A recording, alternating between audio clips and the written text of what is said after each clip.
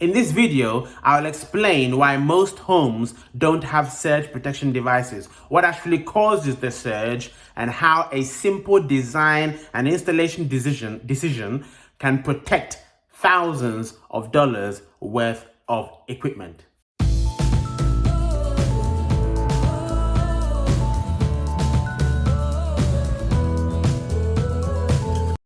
Hey guys, welcome to Asher and Gad channel, making Africa home again, one family at a time.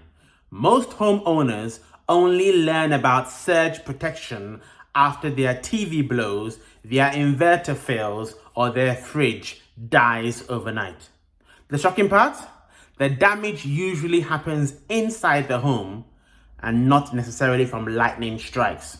In this video, I'll explain why most homes don't have surge protection devices, what actually causes the surge, and how a simple design and installation decision can protect thousands of dollars worth of equipment. What exactly is an electrical surge?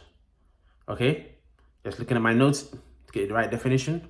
A surge is basically a short duration spike in voltage. And it lasts microseconds, very quick, very fast. But it's even though it's a short spike and it's very quick, it is still powerful enough to damage electronics. Okay. Now, what are the common causes of these surges? You can have utility switching. You can have ECG in the substation down the road, doing some switching, changing some circuits around. That can bring about a surge. A generator changeover even in your home can bring about a surge. A fault with the AVR can bring about a surge. Neutral failures, lightning strikes nearby. Let's say you have a thunderstorm happening near your home and there are lightning strikes, not direct lightning strike. It doesn't have to strike your building. These are indirect lightning strikes. Just lightning striking in your area induces abnormal voltages within the cables coming into your home. Those cause surges. And large motors also switching on and off can also cause a surge. All right. Most people wrongly think that surges only come from lightning, but that is not necessarily true. In reality, it's probably about 70 to 80% of surges originate within the electrical network itself. Okay. But no matter what the cause of the origin is, you need to have a surge protective device to protect your entire home. Why most homes don't have SPDs? I would say there are 5 main reasons. Number 1 is a lack of awareness. Many electricians were never trained on the coordinated surge protection that is necessary. Okay. Number 2, cost cutting during construction or installation. Developers remove anything the buyers don't see. False belief that the breaker, as in the MCB or the RCD, residual current device, or the RCCB, residual current circuit breaker, will protect against surges. They don't. And they are not designed to do so. Okay? These devices, MCB or RCCD or RCD, they protect against overloads and earth faults, but not voltage spikes. Now, these voltage spikes, these surges, they vary depending on a number of factors. So it could be that on one particular day, there was lightning striking in your area and your RCD tripped and disconnected the power supply, which is great. But that doesn't mean that the RCD is going to react to every single surge of every multitude or every magnitude and frequency. No, it is not there. If that was just a coincidence, it's not there to protect your home from surges. Trust an electrical design engineer and not just a random artisan. Generators and inverters added later can also cause issues. Surge protection was never designed into the original system. No enforcement by the local authorities, another thing, in many countries, SPDs are not yet enforced in residential inspections. So you can have ECG come in, or an energy commission come and do an inspection, do your electrical testing and everything, RCD, they'll pick that up, but they won't necessarily pick up the SPD. If they don't pick it up, no problems. You, the building owner, you need to pick it up. Why? Because it is your asset that could be damaged, that could cost you thousands if you don't have an SPD. Recently, real story, about 3 or 4 months ago, there were massive thunderstorms happening in Accra. And if you live in Ghana, then you know sometimes when you have a massive thunderstorm happening, it's scary. The lightning can just come in, if you're too religious, you may think, oh, it's the end of the world, like crazy. And those if you don't have surge protection devices in those seasons, then you could cause damage to your equipment. Okay, it's not that expensive, so it is worth putting it in. What actually gets damaged, or what can get damaged? Surges don't usually blow equipment immediately. Okay, they normally what you normally have is you have a gradual degradation of the circuit board, right? So it's a gradual degradation. Today there's a lightning strike or switching by ECG, the small damage, it's still working, and there's a gradual until one day it just stops working. It damages power supplies, surges, okay? It shortens the lifespan of electronics. Yeah, I talked about LED drivers in my previous video. If you haven't watched my video about LED and LED drivers, click up here, because it shortens the lifespan of these LED drivers, which is electronics, which is why the light fails prematurely, especially if you don't have an SPD. So some of the common casualties in terms of the equipment are TVs. A TV can be a casualty. Okay, inverter, as in the solar inverter. Okay, if you're buying a solar inverter, make sure you get one that has an SPD fitted in it, especially on the input, all right, and the output. AVRs, washing machines, fridges, home smart devices, internet routers.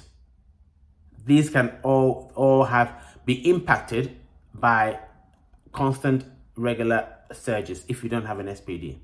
By the time the failure shows up, the surge event is long gone. Remember, it is a gradual degradation in most cases.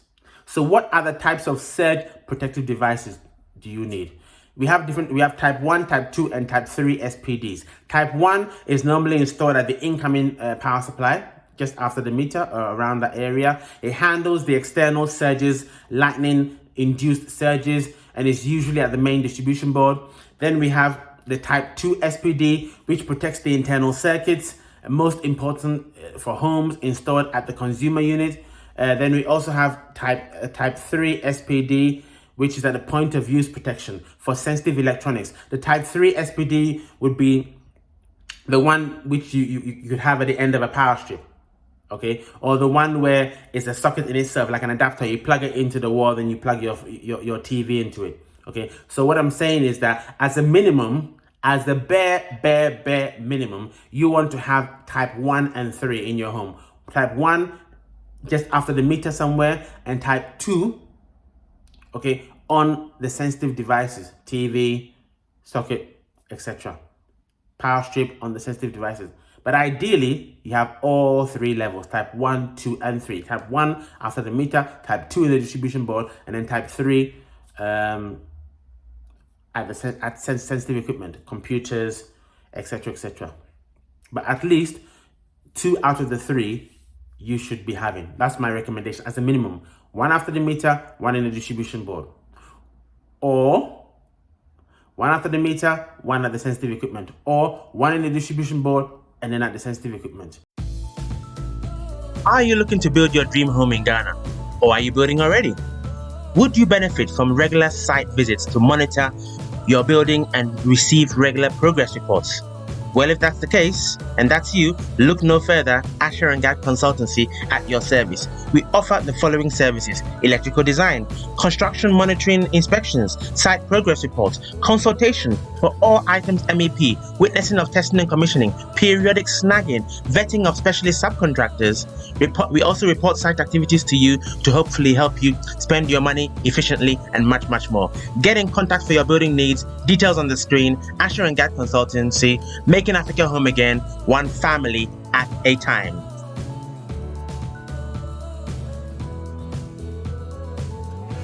Why do you have to have more than a single device? A surge protective device works best as a coordinated system and not as a single device. Because what happens is, explaining it very fundamentally, is that when you have a surge, an abnormal voltage is moving quickly through the wires.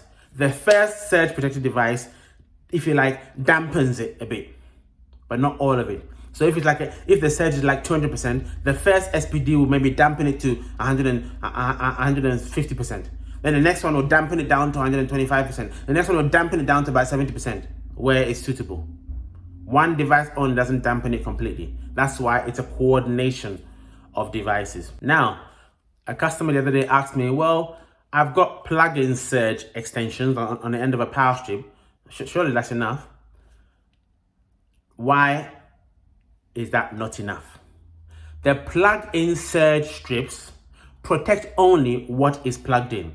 If you have a power strip and you've plugged in a number of sockets on your computers, what about the light? What about the light above your head? What about the LED driver? Is that protected? No. It does nothing for the fixed appliances. Okay, it can often fail silently and depends heavily on the earthing quality as well.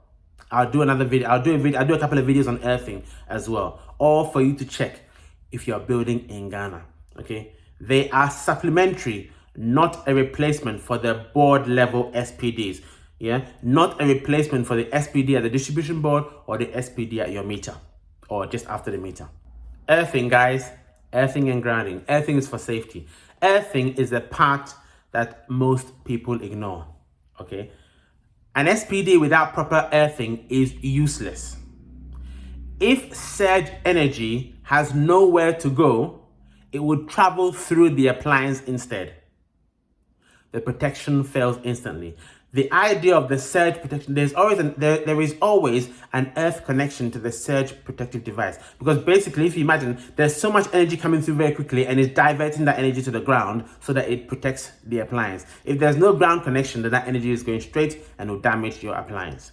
Okay, so good surge protection requires a low earth resistance, short bonding path, and correct cable routing. What is a low earth resistance? It must be less than or equal to 10 ohms. I'll do a separate video on earthing. Earthing, your electrician will always have an earthing installation as part of the construction, but they must test it. As part of the commissioning, they must test it. Most of them don't. So you don't know whether it's good or not. I'll cover that in a separate video. Now, I've covered this already, but the cost versus the reality check. An SPD is not that expensive. I'll give you some approximate costs on your screen. For the cost of what it is and what it does, it is absolutely worth it, and I would say it's a must. Put it in, because if you are building in Ghana, that's a minor cost, a very, very minor cost. Okay, typical residential SPD setup costs a fraction of the cost of a TV. It's less than replacing an inverter, far less than repeated appliance failures. Okay, yet most homes spend thousands repairing damage. Okay, instead of hundreds preventing it. I'll say that again. Most homes in Ghana will spend thousands repairing damaged appliances instead of spending hundreds preventing the damage. Spend hundreds and prevent the damage. Finally, guys, surge damage is silent, cumulative, and inevitable without protection. Okay, if your home has a generator, has a solar inverter, has an AVR, if you have expensive electronics, your LED light fittings, they are electronics, expensive electronics, okay? And if you have no SPD at the distribution board, okay, you are operating unprotected. And if you are operating unprotected, you're putting your installation at risk, which can cost you quite a bit of money down the line. All right, guys, hope that was useful. Hope you understood it all. I'll try to give you a high-level explanation. As usual, like, share, subscribe, hype the video. From God is Chemist here, and from me, guys, Yebeshia. See you next time.